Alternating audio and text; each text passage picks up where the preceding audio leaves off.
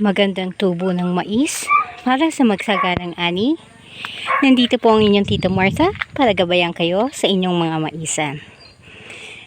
Kung hindi pa po kayo nakasubscribe, please do click the subscribe button. Pati na rin po ang notification bell para lagi kayong updated kung meron akong bagong uploaded video.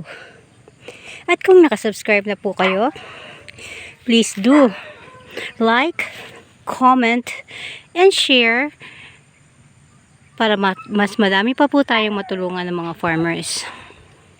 Disclaimer lang po. Lahat po ng process o pamamaraan na tinuturo ko sa inyo sa aking video ay base lang po sa experience namin bilang corn farmer sa 2 dekada.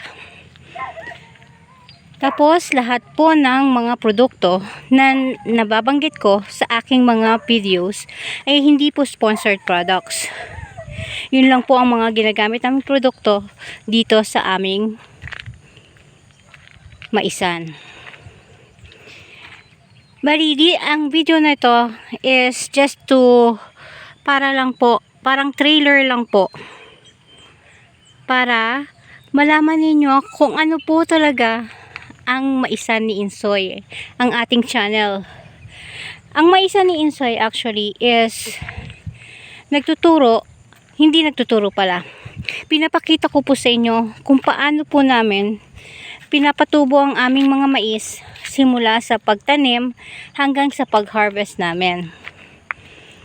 Minsan po, naglalagay po ako ng mga produkto na ginagamit namin sa aming maisan para po makatulong din po sa mga farmers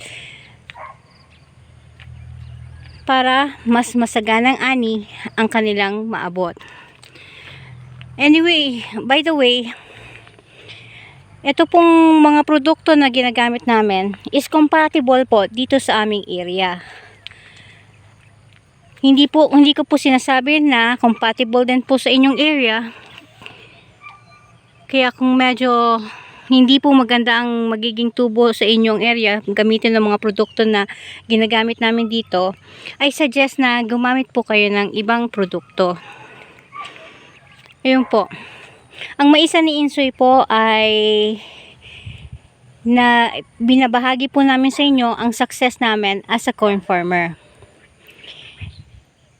Hindi po namin sinasabi na dapat ito po ang gagawin ninyo. Pero gusto ko po kayong tulungan kung paano po ang proseso namin sa pagtatanim ng mais. Yan lang po ang aking video ngayon. At sana po, kung nagustuhan nyo po, o mahilig kayo sa corn farming, o gusto nyo mag-umpisa ng corn farming, please, do subscribe sa aking channel. At i-click po nyo notification bell kasi po every Monday nag-upload po ako ng mga bagong kaalaman namin sa pagtatanim ng mais. Tapos, kung nakasubscribe na po kayo, please po, huwag nyo po kakalimutan mag-like, comment, and share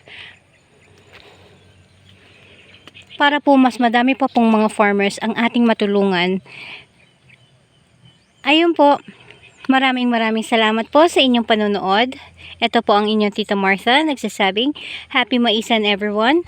Love you all. God bless us all. And take care. Happy maisan everyone.